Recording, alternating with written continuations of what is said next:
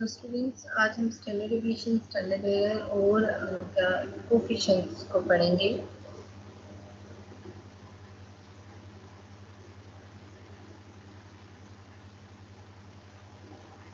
बच्चे standard division क्या है? डिवीजन का मतलब ये है कि डिस्पर्स होना या डेविएट होना। तो स्टैंडर्ड डिवीजन क्या बताती है हमें? स्टैंडर्ड डिवीजन हमें बताती है कि हमारा जो डाटा है वो कितना डेविएट हुआ है, कितना डिस्पर्स हुआ है, कितना फैला हुआ है। ठीक है,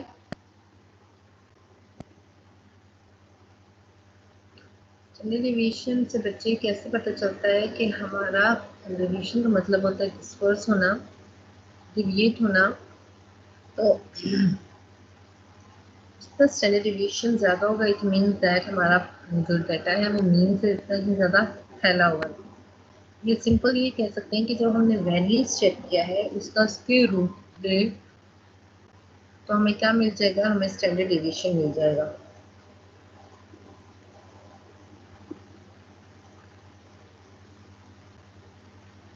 यहाँ एक फॉर्मूला है जिसमें हमारे पास है sigma is equal to summation F multiply by X I minus mu का whole square divide by sigma F. अगर हम यहाँ एफ देखें तो एफ एक्चुअली क्या है? एफ फ्रीक्वेंसी है। ठीक है, जो हम कहते हैं उसकी हमारे पास फ्रीक्वेंसी है। एक्स हमारे पास क्या है? वैल्यूज हैं जो हमारे पास गिवन होंगी। और म्यू हमारे पास क्या है? म्यू हमारे पास मीन होता है। ठीक, अब हम देखते हैं कि स्टैंडर्ड डिवीजन किस तरह बाइनोमियल डिस्ट्रीब्यूशन की क्या है। बाइनोमियल डिस्ट्रीब्यूशन क्या होता है बच्चे? बाइनोमियल डिस्ट्रीब्यूशन अगर हम देखें तो वो यस और नो को हम बाइनोमियल डिस्ट्रीब्यूशन कहते हैं। ठीक है, बाइनोमियल डिस्ट्रीब्यूशन हमारे पास स्टैट्स में काफ़ी ज़्यादा होती है। हम काफ़ी ज़्यादा स्टैट्स में हम जो बाइनोमियल डिस्ट्रीब्यूशन है उसको काफ़ी ज़्यादा पढ़ते हैं। जहाँ पे क्या होता है बच्चे, दो सूरत हाल में से कोई एक सूरत हाल होगी। ठीक है, ये कहा जाता है जिसको यहाँ पे दिया हुआ है विनिंग द लॉटरी और नॉट विनिंग द लॉटरी। दो सूरत हाल है, सक्सेस और फेलियर। ठीक है, तो इसलिए इसका नाम दिया हुआ है बाइनोमियल डिस्ट्रीब्यूशन। यस और नो, इनमें से कोई एक सूरत हाल हो तो उसे हम क्या बोलते हैं? Binomial distribution. अब स्टैंडर्ड डिवीजन बाइनोमियल डिस्ट्रीब्यूशन के लिए कैसे लेते हैं? Sigma is equal to n p multiply by 1 minus p का अंडर रूट। ठीक है, स्क्वायर रूट जब ले लेते हैं इसका तो इसे हम क्या लिखते हैं? इसे हम बोलेंगे बाई, ये क्या है? ये स्टैंडर्ड डिवीजन, ये फॉर्मूला है स्टैंडर्ड डिवीजन का फॉर द बाइनोमियल डिस्ट्रीब्यूशन के लिए। ठीक है,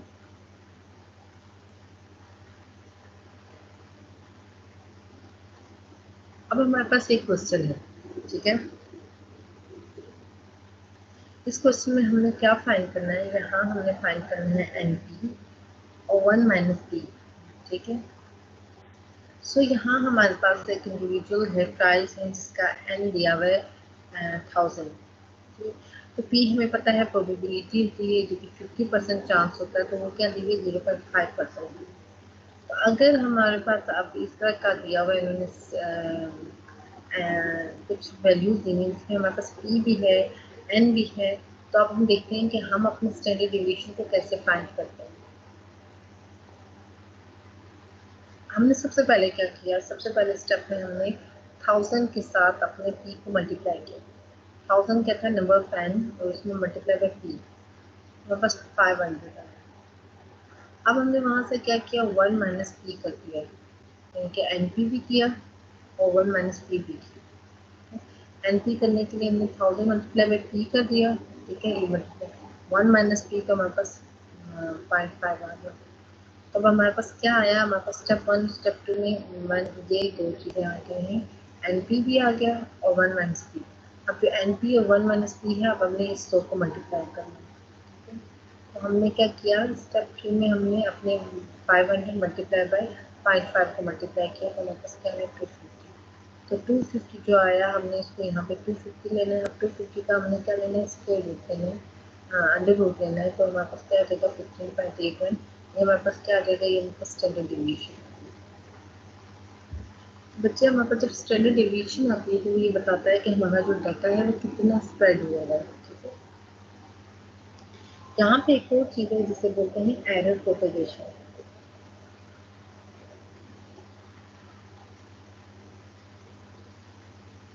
एरर प्रोपेगेशन क्या है बच्चे, कभी कभी क्या होती है कि अनसर्टेनिटी आ जाती है, एरर आ जाती है। ठीक है, और वो क्या है, वो एरर, वो जो अनसर्टेनिटी आती है वो क्या हो जाती है, वो इतनी ज़्यादा होती है कि जो हमारा और वो क्या होती है, एरर प्रोपेगेशन इसलिए से कहते हैं वो इंक्रीज हो रही होती है। फॉर एग्जांपल हम कोई एरिया ले रहे हैं, तो एरिया को मेजर करने के लिए हमने लेंथ का एक लेंथ उसकी एरिया को मेजर करने के लिए हमने उसकी लेंथ काउंट करने लगे। ठीक है, अब हमने क्या किया है, हमने उसके एरिया को फाइंड करने के लिए जब हमने उसकी लेंथ फाइंड आउट करना शुरू कर दी है तो उसकी क्या है, वो इंक्रीज हो रही है। ठीक है, वो कैसे इंक्रीज हो रही है, जैसे जैसे हम उसके एरिया को मल्टीप्लाई कर रहे हैं तो वहाँ उसकी क्या है, एरर ऑफ प्रोपगेशन या एरर प्रोपगेशन इंक्रीज हो रही है। तो क्या है एरर प्रोपगेशन, क्या होती है बच्चे कि अनसर्टेनिटी है या एरर है वो इंक्रीज हो रही होती है हमारी कैलकुलेशन के साथ, तो उसको हम क्या कहते हैं, एरर प्रोपगेशन। यहाँ पे एक और आती है चीज, relative standard deviation. Relative standard deviation क्या है बच्चे,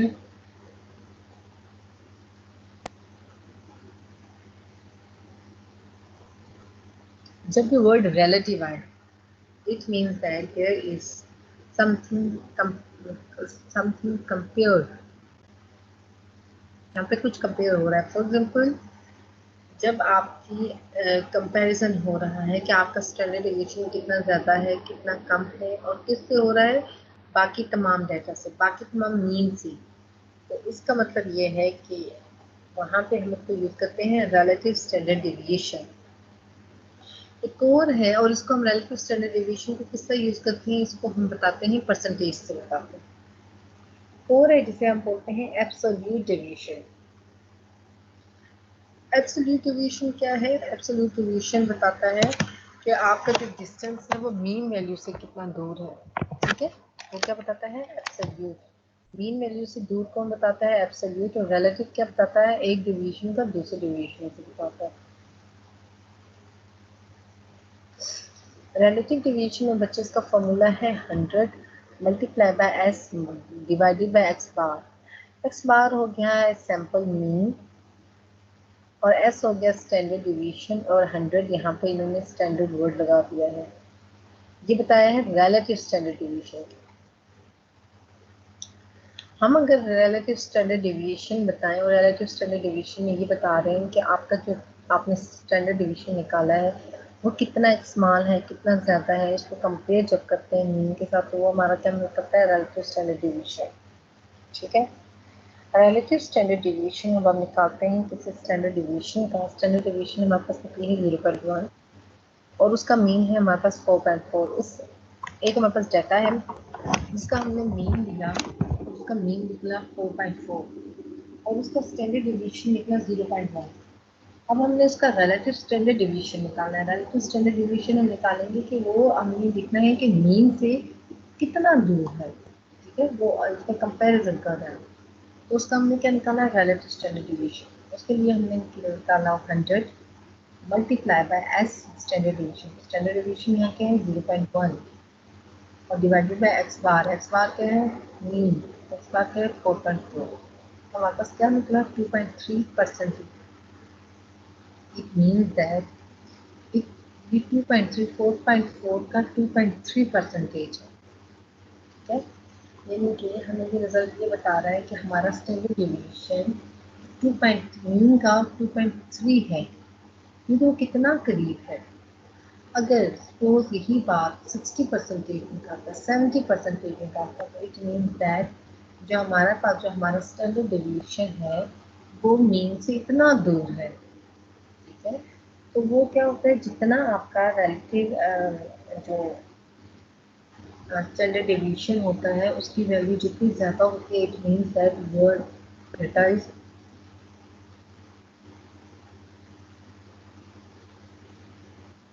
is not precise, your experiment is not precise. ठीक है, वो इतना ही ज़्यादा मीन से फैला हुआ। रिलेटिव स्टैंडर्ड डेविएशन का क्या मतलब है कि जो वो आपको परसेंटेज बताता है, it mean that your data is more spread. आपका डाटा किससे बहुत ज़्यादा फैला हुआ है? आपका डाटा मीन से बहुत ज़्यादा फैला हुआ है। ठीक है, या आपको ये बताता है कि आपका जो डाटा है रिलेटिव स्टैंडर्ड डेविएशन बताता है कि कितना एक प्रिसाइज है, आपके एक्सपेरिमेंट के कितने ज़्यादा क्लोज है। ठीक है, आपके मीन के कितने ज़्यादा क्लोज है।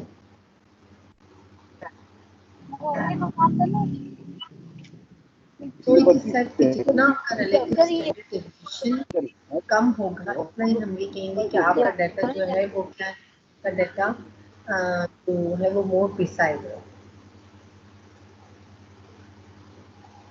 अच्छा, अक्सर हम देखते हैं ऐसे इस तरह की वैल्यूज लिखी आरएसटी रिलेटिव स्टैंडर्ड डेविएशन, तो ये किसको लिखा जाता है? ये लिखा जाता है मीन प्लस माइनस 2.3। यानी कि प्लस माइनस क्या दिया जाता है कि ये इसके प्लस इससे 2.3% ऊपर भी हो सकता है, 2.3% नीचे भी हो सकता है। ये वैल्यू इसकी आगे पीछे 4.4 जो मीन है उसके आगे पीछे घूम रहा है। ठीक है, तो ये क्यों दिया जाता है? साथ ही स्टैंडर्ड डेविएशन या स्टैंडर्ड डेविएशन की ये वैल्यू दी जाती है।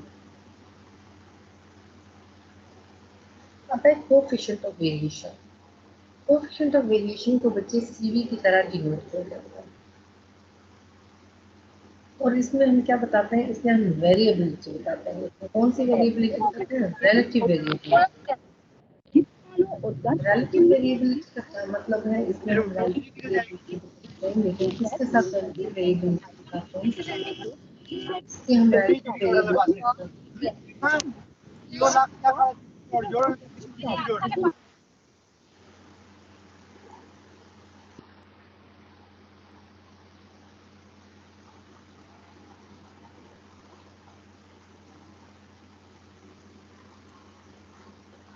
इसकी हम रिलेटिव वेरिएबिलिटी बताते हैं यहाँ पे। और रिलेटिव वेरिएबिलिटी का फिर मतलब क्या है कि हम वेरिएबिलिटी बताते हैं, ठीक है, लेकिन रिलेटिव टू इट्स मीन या कोएफिशिएंट ऑफ वेरिएशन को इस तरह भी निकाला जाता है बच्चे कि it is simple the ratio of standard deviation to the mean. इनका हमने स्टैंडर्ड डेविएशन निकाला, जो इसकी वैल्यू आई, जब उसको हम मीन से डिवाइड करेंगे it gives the value of standard coefficient of variation. ठीक है,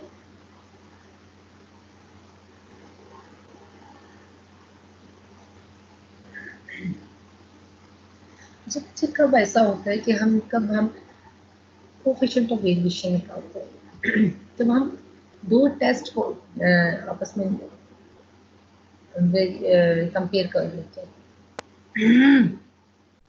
दो टेस्ट को हम कब कंपेयर कर रहे थे? मैंने एक आपकी क्लास का ग्रुप बनाया, आपकी क्लास का एक ग्रुप को मैंने भेज दिया, सेम टाइटल दिया, और उनमें मैंने किया कि आप लोग ग्रुप बना क्लास से का, और मैंने आपको ये कहा कि आपने इनकम को किसी चीज़ के साथ स्टैंडर्ड हाइजीनिक कंडीशन को मैंने इनकम के साथ कंपेयर करा। मैंने इसका सब सर्वे कराया और आपकी क्लास के दो ग्रुप्स बने। एक ग्रुप का एक जो क्लास का ग्रुप है वो गया मेन कैंपस चला गया, और जैसे और एक चला गया जेडी कैंपस चला गया, या कहीं और चला गया। तो मैंने क्या किया, मेरे पास दो ग्रुप्स आए। तो मैंने उन दो ग्रुप्स का कंपेयर कराना है कि क्या ये जो आपकी ग्रुप लेके आए, आप जो सर्वे लेके आए, क्या ये एक्यूरेट है या नहीं है। तो मैंने आपके जो ग्रुप के दरमियान में वो वेरिएशन का रिलेटिव उसकी कंपैरिजन देखना है, वो मैं उसके लिए क्या देखूंगी? उसके लिए कोएफिशिएंट ऑफ वेरिएशन। या फिर आपकी क्लास के बच्चे लैब में काम कर रहे हैं और दो डिफरेंट किस्म के मेथडोलॉजी को यूज़ करते हुए एक ही मतलब सपोज हम आपने जैसे आपको याद है आपने लास्ट टाइम बीपी अपरेटर्स के थ्रू आपने क्या किया था? बीपी चेक किया था। ठीक है, तो हमने कहा था कि पल्स रेट के थ्रू भी लोग बीपी चेक कर सकते हैं। ठीक है, तो आप जैसे कुछ बच्चे बीपी अपरेटर्स को यूज़ करते हुए स्पेगमोमेनोमेट्री को यूज़ करते हुए बीपी चेक कर रहे हैं, और कुछ पल्स बीचों को पल्स रेट को चेक करते हुए बीपी चेक कर रहे हैं। तो मैं इन दो में आपका क्या कर रही हूँ, कंपैरिजन कर रही हूँ। तो मैं क्या कर रही हूँ, इसका आपकी जो वैल्यूज है उससे आपकी क्या कर रही हूँ, कोएफिशिएंट ऑफ वेरिएंस निकालूंगी। फिर आप मुझे क्या देंगे, मैम आप मुझे एक, अस्सलाम वालेकुम मैम, आवाज आ रही है आपको? जी बच्चे, मैम हम लोगों की क्लास ही ज्वाइन नहीं हो रही थी, अभी ज्वाइन किया हम लोगों ने। क्यों नहीं ज्वाइन हो रही थी बच्चे? मैम कब से कोशिश कर रहे थे बट ज्वाइन ही नहीं हो रही थी। आप कौन हो? सईदा फरहंदा जी। तो क्यों नहीं हो रहे थे? पता नहीं मैम, बाकी स्टूडेंट्स की भी नहीं हो रही है ज्वाइन, अभी हुई है। मैंने लिंक तो भेज दिया है काफी टाइम का। बट मैम ज्वाइन नहीं हुई है इस क्लास। अच्छा, कोई इशू नहीं है, मैं रिपीट कर लूंगी लेक्चर। अच्छा, ओके मैम।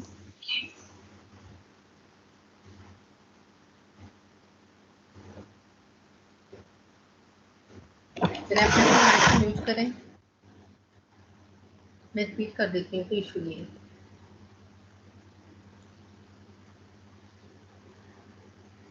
अच्छा बच्चे, फिर इसका हम क्या करते हैं, हम कोएफिशिएंट ऑफ वेरिएशन निकालते हैं। ठीक है, सपोज कोएफिशिएंट ऑफ वेरिएशन निकला, तो एक ग्रुप का निकला 12% और एक ग्रुप का निकला 25%। ठीक है, तो जब ये परसेंटेज जो आपको बता रही है, इट मीन्स दैट कि आपकी वेरिएशन कितनी है, आपकी आप मीन से कितना दूर पाए जा रहे हैं।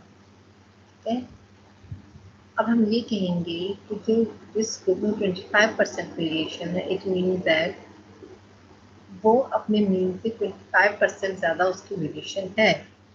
ठीक है, जबकि ऑन द अदर साइड 12% जहाँ पे वेरिएशन है, it means that it is just 12% variation, variation का लेवल कम है। ठीक है, तो अगर हम यहाँ पे अपना कोएफिशिएंट ऑफ वेरिएशन का फॉर्मूला देखें, तो obviously coefficient of variance differ between the population and sample. ठीक है, सैंपल के लिए हमें इसके लिए जो सिग्मा यूज करना है, वो यूज करना है sigma stands for the standard deviation for the population. Mu क्या बताता है, पॉपुलेशन। मीन ऑफ पॉपुलेशन आपको बताएगा, मल्टीप्लाई बाय द 100। इसी तरह जब हम सैंपल लेंगे तो एस क्या है, X standard deviation for the sample, जो हमने सैंपल लिया उसका स्टैंडर्ड डेविएशन लिया वो, divided by the X bar. X bar भी हमारे पास क्या है, सैंपल का मीन है। सिग्मा यहाँ पे हमारे पास क्या है, standard deviation for the population, divided by the mean क्या है, मीन हमारे पास पॉपुलेशन का मीन होगा। ठीक, तो इस तरह की वैल्यूज यहाँ पे हम पूछ करेंगे तो हमारे पास क्या मिल जाएगा, हमारे पास स्टैंडर्ड डेविएशन मिल जाएगा। तो अगर हमें कोएफिशिएंट ऑफ वेरिएशन निकालना है, तो बच्चों कोएफिशिएंट ऑफ वेरिएशन के लिए हमने बताया है कि कोएफिशिएंट ऑफ वेरिएशन सिंपल क्या है, standard deviation divided by the mean multiply by 100। ठीक है, स्टैंडर्ड डेविएशन, ये क्या है, standard deviation divided by the mean multiply by the 100। अगर अब बच्चे हम अपने स्टैंडर्ड डेविएशन को देखें, रिलेटिव स्टैंडर्ड डेविएशन को देखें, तो कोएफिशिएंट ऑफ वेरिएशन को देखें, तो ये समहाउ कुछ एक ही जैसी चीज़ें लगती हैं। ठीक है, लेकिन यहाँ पे क्या डिफरेंस है, यहाँ पे कुछ ऐसा डिफरेंस है कि जो हमारे पास कोएफिशिएंट ऑफ वेरिएशन है, ठीक है, वो नेगेटिव वैल्यू भी देते हैं और पॉजिटिव वैल्यू भी देते हैं। लेकिन जो रिलेटिव स्टैंडर्ड डेविएशन है वो हमारे पास नेगेटिव नहीं होता, वो हमेशा हमारे पास क्या होता है, पॉजिटिव होता है। अच्छा, फिर क्या है, कोएफिशिएंट ऑफ वेरिएशन में हम क्या करते हैं, हम मीन के साथ डिवाइड करते हैं। ठीक है, हम जो वहाँ पॉपुलेशन मीन होता है उसके साथ डिवाइड करते हैं। जबकि रिलेटिव स्टैंडर्ड डेविएशन में हम क्या करते हैं, रिलेटिव स्टैंडर्ड डेविएशन में हम absolute value of the mean करते हैं। देखो, उसकी एब्सोल्यूट वैल्यू होती है मीन की, उसके साथ हम डिवाइड करते हैं। तो बच्चे, ये कुछ डिफरेंसेस हैं रिलेटिव स्टैंडर्ड डेविएशन की और कोएफिशिएंट ऑफ वेरिएशन की। ये आपने देखने को अच्छी तरीके से तैयार करेंगे क्योंकि ये कंफ्यूजिंग। ठीक है, अच्छा बच्चे, दूसरा बात मुझे बताएं कि आपका जो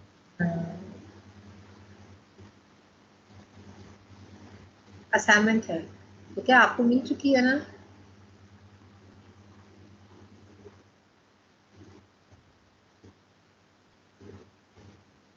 बच्चे मुझे सुन रहे हैं आप लोग? यस मैम, जो आपने क्विज दिया था वो मिल गया है। ठीक है, अब आप भी करें कि मुझे इसी आज जो है ना ट्यूसडे है, आप वेडनेसडे या थर्सडे तक मुझे आप दे दें, ठीक है? फ्राइडे पे कोई बच्चा ना जाए क्योंकि मैंने मार्क्स अपलोड करने हैं आपके।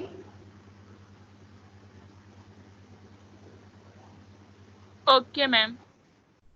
ठीक है, ताकि थर्सडे तक आप लोग मुझे सब अपने क्विज़ेस मुझे सेंड कर दें, मैं आपके मार्क्स अपलोड कर दूँ, ठीक है?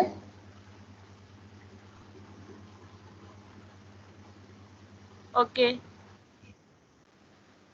अच्छा बच्चे, आज हमने पढ़ा है स्टैंडर्ड डेविएशन और coefficient of variation. Standard deviation, वो डेविएशन बताता है कि आप अपने डेटा से कितना डेविएट कर रहे हैं, आपका डेटा कितना डेविएट कर रहा है, डिस्पर्स कर रहा है, फैला हुआ है, ठीक है? ये सब हमें कौन बताता है? स्टैंडर्ड डेविएशन बताता है, ठीक है? Word deviation.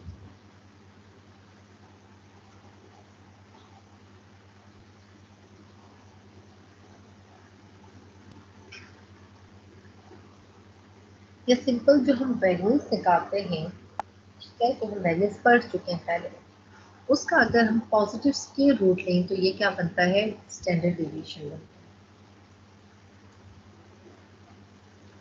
ये हमने देखा था, हमने अपना वेरिएंस निकाला था, वेरिएंस का सिंपल स्क्वायर रूट लेते हैं तो हमें क्या मिल जाता है? Standard deviation. वेरिएंस हमने कैसे निकाला था? वेरिएंस हमने निकाला था summation F multiply by X bar x mu x1 minus mu divided by summation F और इसका अंडर रूट ले लेते हैं।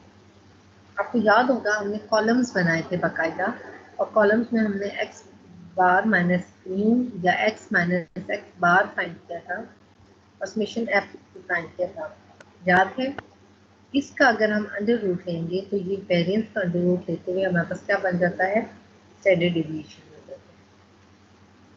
अगर हम इसमें देखें तो समेशन एफ हमारे पास क्या होता है? फ्रीक्वेंसी, जो यहाँ पे हमने सारा नंबर लिखा होता है ना, 8, 28, 30, 40, 50 जो नंबर होता है, इन सबको काउंट करके जो हमारे पास मिलता है वो समेशन एफ मिलता है, ठीक है? स्कोर आपकी क्लास के बच्चों के स्कोर्स हैं, किसी ने 32 लिए, किसी ने 18 लिए आउट ऑफ 50, किसी ने 44 लिए, तो जो मैं इन सबको काउंट करके करूँगी वो क्या हो जाएगा? समेशन एफ हो जाएगा, ठीक है? और x क्या होगा? Number of individual. अगर मैं 5 आपकी क्लास के बच्चे ऐसे हैं जिनका मैं स्कोर दे रही हूँ तो यहाँ मैं क्या करूँगी? x उनका नंबर लूँगी माइनस में उनका क्या ले लूँगी? उनका एवरेज नंबर याद ले लूँगी, ठीक है?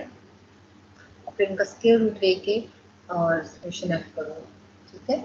तो ये क्या हो जाएगा? ये है वेरिएंस। वेरिएंस के थ्रू हमने कैसे स्टैंडर्ड डेविएशन निकाला। अच्छा, अब हम देखते हैं कि बाइनोमियल डिस्ट्रीब्यूशन का हम स्टैंडर्ड डेविएशन किसी और तरीके से भी निकाल सकते हैं, ठीक है? हम बिल्कुल सिंपल वे है हमारे पास जिसके थ्रू हम स्टैंडर्ड डेविएशन निकाल सकते हैं। बाइनोमियल वे क्या होता है बच्चे? बाइनोमियल डिस्ट्रीब्यूशन अब स्टैटिस्टिक्स में बहुत ज़्यादा पढ़ते हैं, जिसमें हम कहते हैं नॉर्मल डिस्ट्रीब्यूशन होती है, तो जिसमें क्या होता है? जिसकी दो साइड्स होती हैं, येस और नो। जैसे यहाँ पे आपने लिखा हुआ है विनिंग द लॉटरी और not winning the lottery, success और फेलियर। तो बाइनोमियल डिस्ट्रीब्यूशन की हम स्टैंडर्ड डेविएशन इसका फाइंड कर सकते हैं। इसका फॉर्मूला है sigma is equal to n p multiply by 1 minus p का होल अंडर, ठीक है? तब हम देखते हैं कि हमारे पास एक दिया हुआ है डेटा, जिसमें हमारे पास उन्होंने दिए हैं एन नंबर ऑफ ट्रायल्स दिए हैं, जैसे 1000 थी, और प्रोबेबिलिटी है जो कि 0.5, यानी कि 50% चांसेस होते हैं, 50% चांसेस नहीं होते, तो n माइनस 1 या p जो गया हमारे पास वो 0.5 है। अब हम इस 0.5 और इस 1000 से ये दो नंबर देंगे और अपना स्टैंडर्ड डेविएशन फाइंड आउट कर सकते हैं। सबसे पहले हमने जो स्टैंडर्ड डेविएशन फाइंड करना है वो हमें करना है n, ठीक है? n हमारे पास क्या है? 1000 और p हमारे पास क्या है? 0.5, हमने क्या करना है, n और p फाइंड करना है। n और 5 को हमने मल्टीप्लाई करना है, तो हमारे पास क्या आया, 500। दूसरे स्टेप में हमने क्या फाइंड करना है, दूसरे स्टेप में हमने फाइंड करना है 1 माइनस पी। 1 हमारे पास 1 ही होगा, माइनस पी हमारे पास क्या था, 5 तो 1 माइनस पी को फाइंड करें तो हमारे पास क्या मिला, 5। इट मीन हमारे पास ये चीज़ भी मिल गई और हमें ये चीज़ मिल गई। थर्ड स्टेप में हमने इसको और इसको मल्टीप्लाई करना है, 500 मल्टीप्लाई बाई 0.5, 500 मल्टीप्लाई बाई 0.5 तो हमारे पास आ गया 250। तो हमारे पास यहाँ क्या आ गया, यहाँ हमारे पास 250 आ गया। 250 का अब हमने क्या लेना है, अंडर रूट लेना है, तो हमारे पास क्या आ गया, 15.8। हमारे पास 15.81 क्या आ गया, स्टैंडर्ड डेविएशन। कुछ और टर्म्स हम यहाँ पढ़ेंगे स्टैंडर्ड डेविएशन के साथ में। जैसे स्टैंडर्ड डेविएशन का हम बताते हैं कि हाउ मच, कितनी आप उम्मीद करिए कि आपका जो डाटा है, the spreading of data and the rate of spreading of data is known as the standard deviation. यहाँ पे एक और चीज़ हम पढ़ते हैं जिसे हम बोलते हैं error propagation. Error mean error of propagate mean increase करना। ये क्या है कि कहीं कहीं पे जो अनसर्टेनिटी है वो इंक्रीज हो जाती है, ठीक है। जैसे फॉर एग्जाम्पल वो अनसर्टेनिटी कब इंक्रीज हो जाती है, जब आप मेथोडोलॉजी चेंज कर दें, ठीक है। सपोज किसी एरिया को फाइंड करने के लिए आप लेंथ इंक्रीज कर, लेंथ आप फाइंड करें, ठीक है। तो आप इसका आप क्या करते हैं, उसकी जो एरिया को फाइंड करने के लिए, आप किसी एरिया को फाइंड करने के लिए अगर आपने सिर्फ लेंथ की को मेजर करना है, तो इट मीन्स दैट आपने एक अनसर्टन मेजरमेंट्स को सेलेक्ट किया, ठीक है। तो आप जैसे जैसे आपकी वैल्यूज आएंगी ऐसे ऐसे आपकी क्या जाएगी, अनसर्टेनिटी इंक्रीज हो जाएगी। आपकी वो अनसर्टेनिटी क्या है, टाइम के साथ इंक्रीज होगी, टाइम के साथ ग्रो होगी, ठीक है। तो इसका आपका क्या होगा, आपका जो एरर होगा वो आपका एरर इंक्रीज होता जाएगा। अच्छा, यहाँ पे एक और चीज है जिसे हम बोलते हैं relative standard deviation. Relative standard deviation में क्या होता है, रिलेटिव स्टैंडर्ड डेविएशन में हम बताते हैं कि जो जब भी वर्ड आता है relative, it mean that you are comparing something. आप अपना स्टैंडर्ड डेविएशन को कंपेयर कर रहे हैं, अपने रेगुलर स्टैंडर्ड डेविएशन को कंपेयर कर रहे हैं। रेगुलर स्टैंडर्ड डेविएशन को कम कर रहे हैं, आप ये देख रहे हैं कि either your relative standard deviation is smaller और लार्जर क्वांटिटी। आप किसके साथ कंपेयर कर रहे हैं, you are comparing with the mean of your data set. आप ये देखिए कि जो आपकी स्टैंडर्ड डेविएशन की वैल्यू आई है, उसका जो मीन है, आपका एक डाटा है, वहाँ आपने स्टैंडर्ड डेविएशन को फाइंड आउट किया। स्टैंडर्ड डेविएशन को फाइंड आउट करने के बाद आपने ये देखा कि अब आपकी वैल्यू कितनी है। आपके पास डाटा है, आपने डाटा से क्या फाइंड किया, आपने मीन भी निकाला, उसी का स्टैंडर्ड डेविएशन निकाला। अब आपने अपने उसी स्टैंडर्ड डेविएशन से आपने क्या निकालना है, रिलेटिव स्टैंडर्ड डेविएशन, ठीक है। तो रिलेटिव स्टैंडर्ड डेविएशन के लिए आपने अपने जो रेगुलर मीन है आपका, जो सॉरी रेगुलर स्टैंडर्ड डेविएशन आया है, उसको आपने कंपेयर करना है। किसके साथ कंपेयर करना है, मीन, डाटा के मीन के साथ। तो आप बता सकते हैं कि आपका जो स्टैंडर्ड डेविएशन की जो वैल्यू आई है, आइदर इट इज स्मॉलर और लार्जर देन द मीन, ठीक है। तो फिर इसको हम क्या बोलेंगे, इसको हम बोलते हैं रिलेटिव स्टैंडर्ड डेविएशन। तो रिलेटिव स्टैंडर्ड डेविएशन बच्चे हमेशा एक पॉजिटिव वैल्यू देता है, पॉजिटिव परसेंटेज की वैल्यू देता है। एक और डेविएशन है बच्चे जिसका हम बोलते हैं absolute deviation.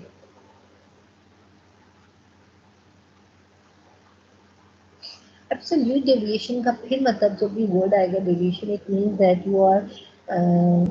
you are working with some dispersion, you are working with some differences, आप difference check कर रहे हैं, you are working with some distance। तो distance किसका देख रहे हैं, हर वैल्यू का देख रहे हैं, ठीक है। आप वैल्यू 1 का वैल्यू 2 के साथ कितना देख रहे हैं, वैल्यू 2 का वैल्यू 3 के साथ डिस्टेंस देख रहे हैं, वैल्यू 1 का वैल्यू 3 के साथ डिस्टेंस देख रहे हैं, ठीक है। तो आपका जो भी डाटा सेट है, आप उसमें अपनी वैल्यूज का डिस्टेंस देख रहे हैं। हर वैल्यू का दूसरी वैल्यू के साथ डिस्टेंस देखते हैं और फिर उस डाटा सेट का वहाँ के मीन के साथ या मीडियन के साथ जो डिस्टेंस देखते हैं तो वहाँ पे हम क्या बोलेंगे, it is known as the absolute deviation. ठीक है, एब्सोल्यूट डेविएशन में आप हर वैल्यू के साथ हर वैल्यू का डिफरेंस देखते हैं मीन और मीडियन के साथ, या हर वैल्यू का दूसरी वैल्यू का डिस्टेंस देखते हैं।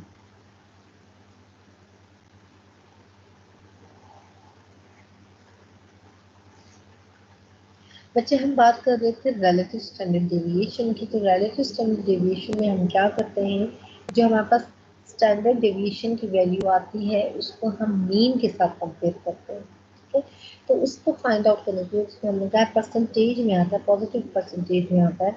इसके लिए हम क्या यूज करते हैं, हमारे पास फॉर्मूला है 100 multiply by S divided by X bar. 100 आपके पास 100 वैल्यू दे दी है, फॉर्मूला बनाते हुए उन्होंने 100 वैल्यू दी है। एस क्या है, जो आपके पास स्टैंडर्ड डेविएशन निकला है। ठीक है, आपके पास standard deviation of either population का निकले तो यहाँ सिग्मा आ जाएगा, और अगर सैंपल का निकले तो यहाँ पे एस आएगा। डिवाइडेड बाय एक्स बार कब आएगा, when you are working with the sample. जब आप सैंपल के साथ काम कर रहे हैं तो आप यहाँ पे एक्स बार लगाएंगे, अदरवाइज यू विल डू यहाँ म्यू आप लगाएंगे जब आप पॉपुलेशन का काम कर रहे होंगे। ठीक है, तो वहाँ पे पॉपुलेशन मीन आ जाएगी और यहाँ पे क्या है, सैंपल मीन आ जाएगा।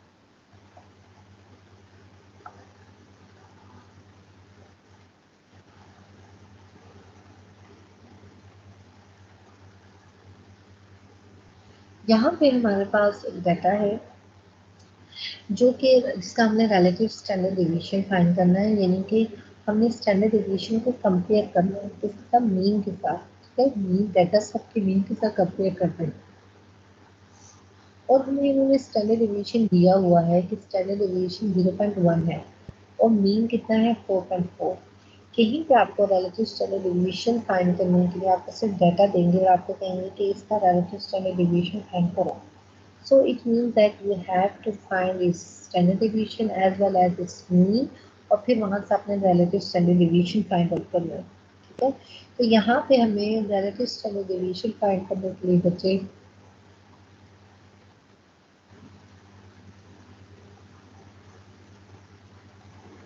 relative standard deviation find करने के लिए एक फॉर्मूला दिया हुआ है और उस फॉर्मूला में हमें सिंपल वैल्यूज पुट करनी है। ठीक है, सपोज हमें यहाँ पे स्टैंडर्ड डेविएशन नहीं दिया और यहाँ पे हमें एक डाटा दिया है जो कि यूँ करके एक्स वाई जेड बहुत सारी वैल्यूज होती हैं, 1 2 3 4 5 6 7 कुछ देती है, 8 9 10 11 3 की वैल्यूज होती है।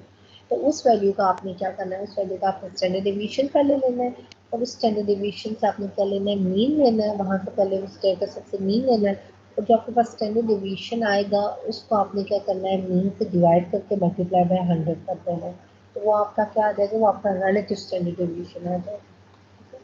सो यहाँ आप हमें दिया हुआ 0.1 क्या है, स्टैंडर्ड डेविएशन है और मीन क्या दिया हुआ है, 4.4 दिया हुआ है।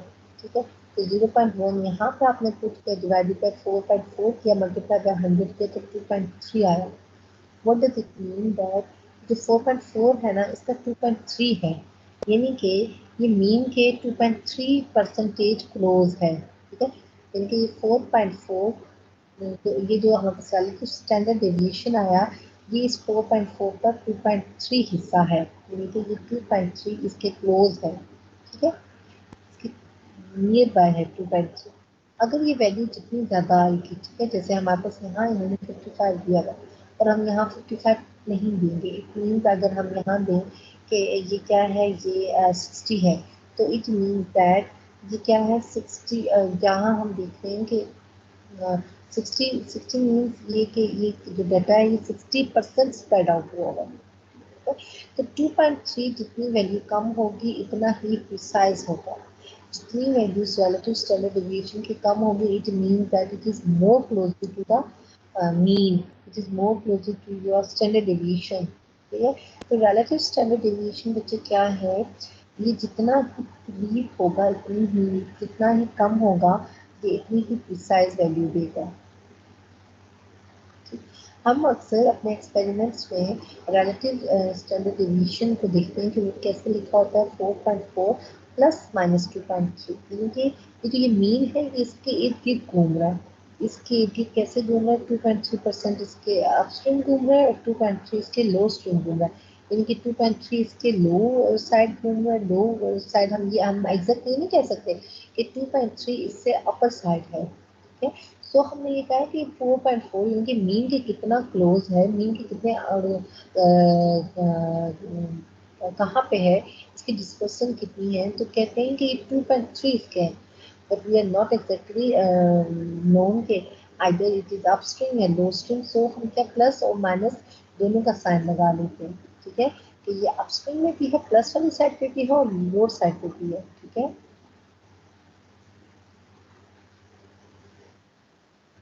अब हम एक और चीज पढ़ रहे हैं बच्चे, जो कि कोफिशिएंट ऑफ वेरिएशन है। कोफिशिएंट ऑफ वेरिएशन को हम CV से डिनोट करते हैं, लेकिन ये होता क्या है, ये रिलेटिव वेरिएबिलिटी होती है। ये रिलेटिव वेरिएबिलिटी होती है, लेकिन बच्चे इसको हम कैसे निकालते हैं, इसको हम करते हैं स्टैंडर्ड डेविएशन के साथ हम मीन को डिवाइड करते हैं। एक रेशियो होती है जिसमें हम स्टैंडर्ड डेविएशन को मीन के साथ डिवाइड करते हैं। ठीक है, जब बच्चे हमने डिफरेंट रिजल्ट्स को आपस में कंपेयर करना होता है तो हम कोफिशिएंट ऑफ वेरिएशन लेके आते हैं। ये जब हमने अलग अलग टेस्ट लगाए, जस्ट टेस्ट लगाए थे, सपोज हमने यहाँ पे कोई एक्सपेरिमेंट लगाया हुआ है और एक्सपेरिमेंट पे हमने कोई फील्ड वर्क कर रहे हैं और हमने कोई पैचेस लगाए हुए हैं, हमने कोई फर्दर मार्क किए हैं, साइड्स मार्क किए हैं और उन पे हम अलग अलग किस्म के टेस्ट अप्लाई कर रहे हैं, तो उन टेस्ट के रिजल्ट्स को कंपेयर करने के लिए हम क्या लगाएंगे, कोफिशिएंट ऑफ वेरिएशन लगाएंगे। सपोज आपकी क्लास के बच्चे कम जैसे एग्जाम्पल दी थी कि 2 ग्रुप्स बनाए हुए और उनके 2 ग्रुप्स का हमने सर्वे करवाया, टाइटल मैंने एक ही दिया और सर्वे करवाया, तो वो बच्चे अलग अलग जगह गए। ठीक है, कुछ बच्चे मेन कैंपस गए, कुछ जेडीकस कैंपस गए, इसका डिफरेंट एरियाज होंगे और आप मेरे लिए एक डिफरेंट सर्वे करके लेके आए, सर्वे करके लेके आए और उन्होंने भी सर्वे से क्या निकाला, आपका कोएफिशिएंट ऑफ वेरिएशन इससे निकाला, ताकि मैं ये देख सकूं कि आप कितनी वैल्यूज दे रहे हैं मुझे। सपोज आपका एक ग्रुप में 12 वेरिएशन दी, 12%, तो it means that your A group gives me 12% variation.